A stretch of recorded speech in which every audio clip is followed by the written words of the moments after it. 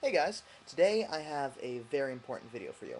This is a video about the meaning of life, the existence or non-existence of God, and what that means for you on a practical day-to-day basis. It's going to be a little bit complicated at first, but the arguments build on top of each other and it all ties together in the end. Think of it like a giant interdimensional Saw movie, okay? So, here we go. Premise. We exist in a universe with meaning. Givens. We exist. If we do not exist, if there's a solipsist or something along that level, then everything is meaningless. If God, given 2, God exists. If we exist but God does not exist, then everything is meaningless, which negates our premise. Given 3, anything we can conceive of this God being able to do, this God must be able to do. And note when I say God, I don't mean Jesus, I don't mean Allah, I don't mean Yahweh, I don't mean Zeus, I don't mean Krishna, I don't mean L. Ron Hubbard. I mean a conscious being who is a deity. I'm going to get onto why it has to be a conscious being in just a moment. Um, the problem is that if we can conceive of this God being able to do something, it must be able to do that because anything we can conceive of can hypothetically exist. And if we can conceive of a being that is possible, is capable of doing something God is not capable of, then God is not truly an ultimate being, and thus there's a possibility for a greater being, and then God is lowered to the level of a solipsist or a deist, and we no longer live in a universe with purpose and meaning because God is not in control.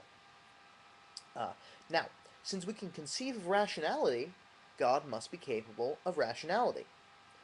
If he is capable of rationality, but chooses not to use rationality, then everything is meaningless. Therefore, we must conclude that God created us for a rational reason. Because he created us for a rational reason, then we must conclude that God has a plan for us. Now, the problem with that becomes free will versus predestination. Either God... Now, it seems you can have both at the same time. You can do whatever it is you're going to do. The thing is just that God knows what you're going to do before you do it because he looks at you, he looks at the variables of your personality, the variables of your environment, the variables of those around you, and things outside of your control, and just basically puts it into the giant supercomputer of his brain, or his, her. I don't mean to assign gender roles here, but just for the ease of speaking, I'm going to go with the traditional his role. It puts it into his big, giant supercomputer brain and pops out an algorithm of exactly what your life will look like. The problem is, where do these variables come from?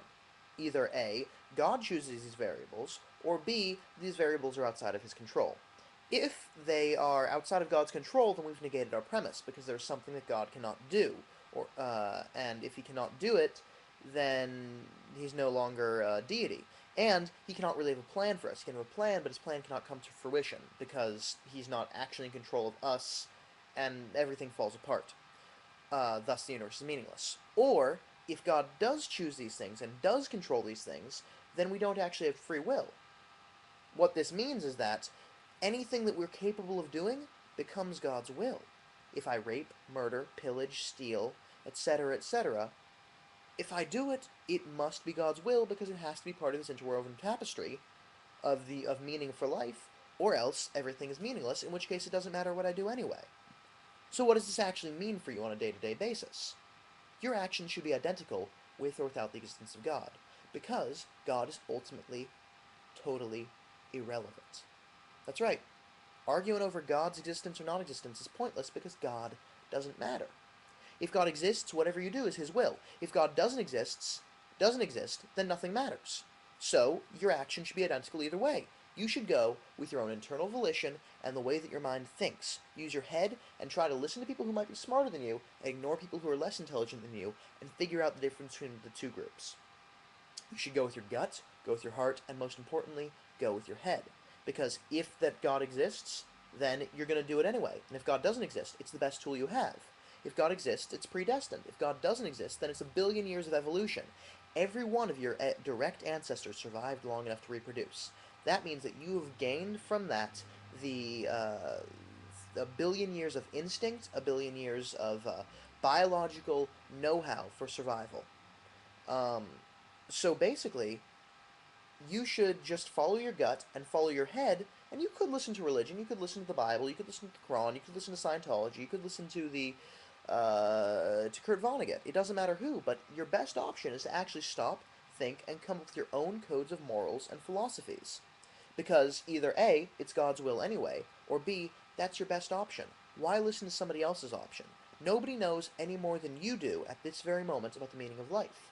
Because no one else has ever come back afterwards and actually told you about it. Um, so, conclusion number 2.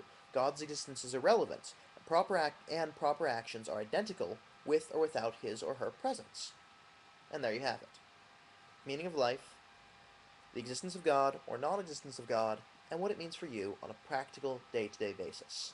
Now, if there's something in my video that seems wrong, or you have a response to this, please don't hesitate to make video responses, comments, etc., etc. My goal here isn't to be proven right. My goal here is to have the best possible outlook I can that allows me to live my life with the greatest of ease, enjoyment, and the least amount of unnecessary suffering. Thank you for your time, and enjoy the rest of your day.